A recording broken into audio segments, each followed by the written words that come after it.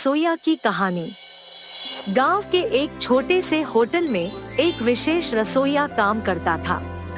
वे विभिन्न प्रकार के भोजन में माहिर थे और विशेष रूप से उनकी बिरयानी और मिट्टी अंगीठी चिकन बहुत प्रसिद्ध थे। गांव के लोग भोजन के लिए उनके होटल की ओर आकर्षित होते थे, क्योंकि वह पेशेवर तौर पर हमेशा कुछ नया और अनोखा बनाते रहते थे। समय बीतते बीतते उसे नए विचार आने लगे। उसे लगने लगा कि उसे अपने खाने की पेशेवरी में कुछ नया करना चाहिए। एक दिन उसके मन में ख्याल आया कि क्यों न उसे मंडी स्टाइल बिरयानी पेश की जाए। अगले दिन जब गांव के लोग खाने के लिए होटल आए, तब उसने अपनी नई विशेषता मंडी स्टाइल बिरयानी की पेशकश की।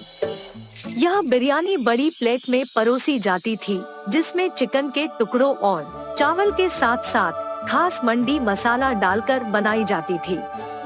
यह नया प्रयास गांव के लोगों को बहुत पसंद आया और होटल की छात्रवृत्ति में भरपूर विश्वास भी बढ़ गया।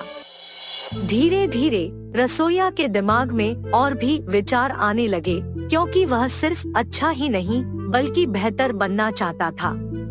उसके मन में विचार आया कि गांव के लोगों का ध्यान अपनी ओर आकर्षित करने के लिए उसे एक और नया प्रयास करना चाहिए।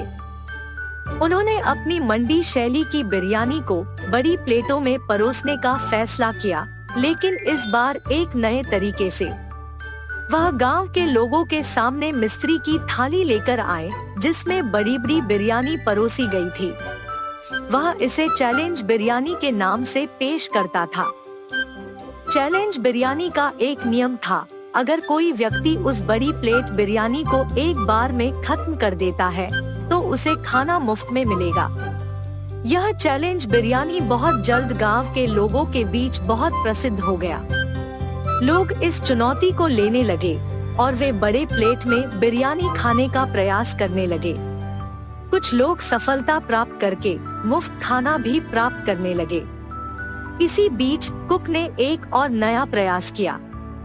उसने सोचा कि क्यों न उसकी बिरयानी की प्लेट को और भी बड़ा बनाया जाए, ताकि एक साथ 10 लोग उसे खा सकें। वो इस नए प्रयास को साकार करने के लिए तैयार हो गए। अगले हफ्ते होटल में एक औरत आई, जिसने बड़ी प्लेट में बिरयानी खाने की इच्छा जताई। उसने अपने साथ अपने दोस्तों को भी लाया और उनसे चैलेंज करवाया कि वे बड़ी प्लेट में बिरयानी खाकर मुफ्त खाना प्राप्त कर सकते हैं। उन्होंने सभी नियमों का पालन किया और सफलता प्राप्त की। वो अपने दोस्तों के साथ मुफ्त खाना खाने के बाद खुशी खुशी होटल छोड़ी। उसकी सफलता ने होटल को और भी प्रसिद्ध किया और वो अब मंडी वाला के नाम से मशहूर हो गया। इस कहानी से हमें यह सीख मिलती है कि कैसे किसी छोटे से होटल के कुक ने नए और अद्वितीय विचारों के साथ अपने खाने की पेशेवरी को और भी मजबूती दी, और उसने कैसे लोगों के बीच में अपनी एक खास पहचान बनाई।